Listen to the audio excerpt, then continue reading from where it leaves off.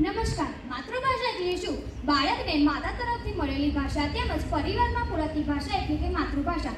જે ભાષામાં બાળક હસ્યું, રડ્યું, જે ભાષાનો શબ્દ બાળકે સૌપ્રથમ સાંભળ્યો, કાલું કાલું બોલવાનો પ્રયત્ન જે ભાષામાં બાળકે કર્યો તે ભાષા એટલે કે માતૃભાષા.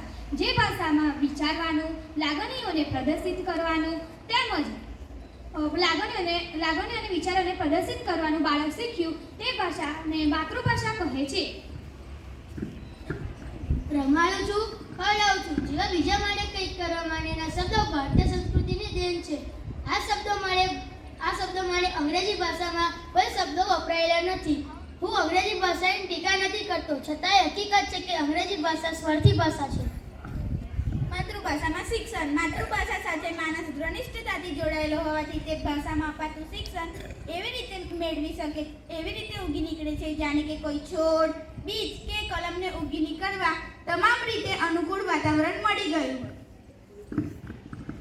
બાળકો અંગ્રેજી ભાષામાં શિક્ષણ લઈ જતા તેથી ગુજરાતી ભાષામાં લખતા વાંચતા ભૂલી ગયા. ભાષા જાય તો સંસ્કૃતિ જાય એ ટાઈમ માતૃભાષાની સાથે સાથે ભારતીય સંસ્કૃતિનું અસ્તિત્વ જોખમમાં મુકાય. બાળકોને અંગ્રેજી માધ્યમની શાળામાં કોણ મૂકે છે? તેમના વાલીઓ. શા માટે? તો તેમનું ભવિષ્ય ઉજળું બને તે માટે. આના માટે આપણે શું કરીશું? શું બાળકોને ઇંગ્લિશ વિશે ભણાવવાનો હક નથી? આ બધાનો ઉપાય શું છે? નાના, તેના માટે ઘણા ઉપાયો છે. પરિવારજનો બાળકને ઘરમાં ગુજરાતીમાં વાંચવા લખવાની ટેવ પાડી શકે તો અંગ્રેજી માધ્યમમાં અભ્યાસ કરતા હોવા છતાં પણ બાળક ગુજરાતીમાં સરસ રીતે લખી, વાંચી અને બોલી શકે. ગુજરાતી પરિવારોમાં આ કાર્ય અસરકારક રીતે થાય એ જોવું એ માતૃભાષા અભિયાનનો એક ભાગ હોવો જરૂરી છે. ઘર ઘરમાં ગુજરાતી પુસ્તકો વંચાવવામાં આવે તો આ વાંચન ભૂખ જગાડવામાં આવે છે. ગુજરાતીમાં લખવાનો મહાવરો થાય એ માટે પેન અને પેન્સિલથી પત્ર લખવાનું વિસરાઈ ગયેલું કાર્ય ફરીથી શરૂ કરાવવું.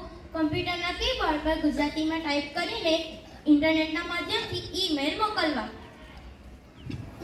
ગુજરાતીમાં વાતચીત, ચેટિંગ કરવી વગેરે બાબત અંગે વિચારી શકાય. અંગ્રેજી માધ્યમમાં અભ્યાસ કરવાથી બાળક અંગ્રેજી લખતા, વાંચતા, બોલતા આવડી જ જાય એ એક ગેરસમજ છે. અંગ્રેજી માધ્યમમાં ભણવાથી જ બાળક અંગ્રેજી લખતા, વાંચતા, બોલતા આવડે એ બીજી ગેરસમજ છે. પણ આ ગેરસમજ બાળકોના વાલીઓમાંથી દૂર થવી જ જોઈએ.